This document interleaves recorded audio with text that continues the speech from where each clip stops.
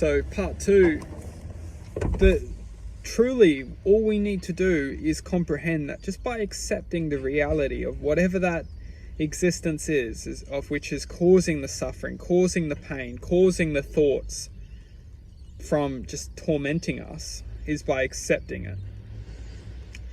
Now, acceptance is the art of comprehending that everything is meant to be.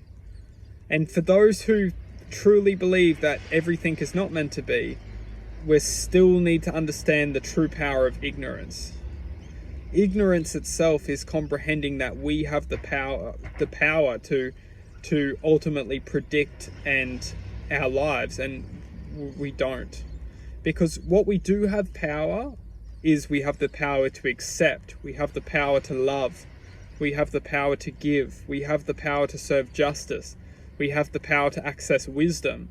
What we don't have power is we don't have power over the world which we're living in, because everyone's their own existence, everyone's having their own experience, everyone has their own choices, and everyone is interacting with us in different ways. We don't have the power over these people, and most importantly, we never want to put our power over to these people, because we will only create fear for that person to develop in a way. If we want them to develop in a way that best serves us, we're only going to be holding them back in life from letting them choose what path they want for themselves. So we never want to be putting the idea in our heads that we have control of our existence and the existence of which we choose to accept. What we don't have control of is the actions of others. We don't have the control of the actions of others. We don't have the control of what someone else wants to do. So if someone's hurt us in life, or someone's influenced us to do a certain thing, to change or to manifest in a certain way, we will feel hurt if that person leaves us, or if that person decides to do something different in life. Hence, family or friends or colleagues will all feel the same emotions.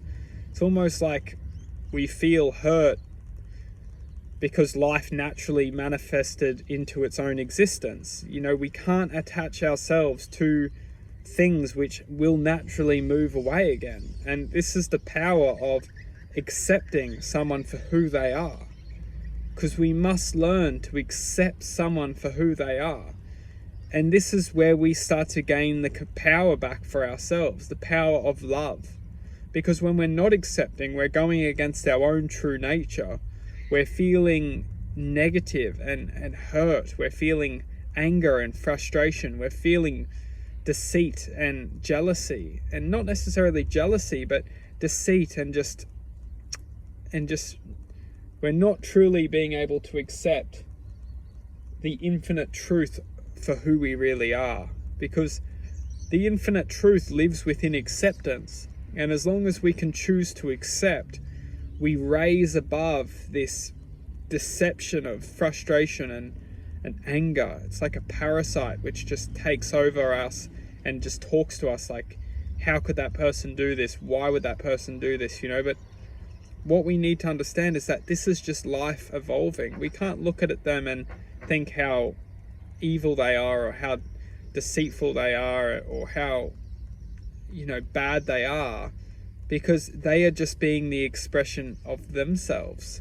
The people who they're interacting with potentially could look at them as a very positive, very happy, very good person, but just because we feel that one person or that person owes us something or has left us short does not mean that we should criticize or judge them for doing that. And this is where it comes into just accepting and respecting.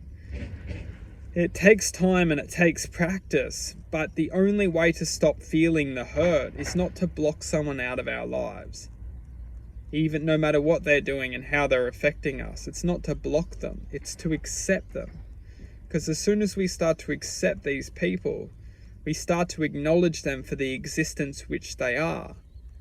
And blocking them isn't going to do them any good, because it will hurt them. Just accepting them is going to show them the respect which they deserve. It acknowledges that they are in existence. We'll wrap this up into a part 3.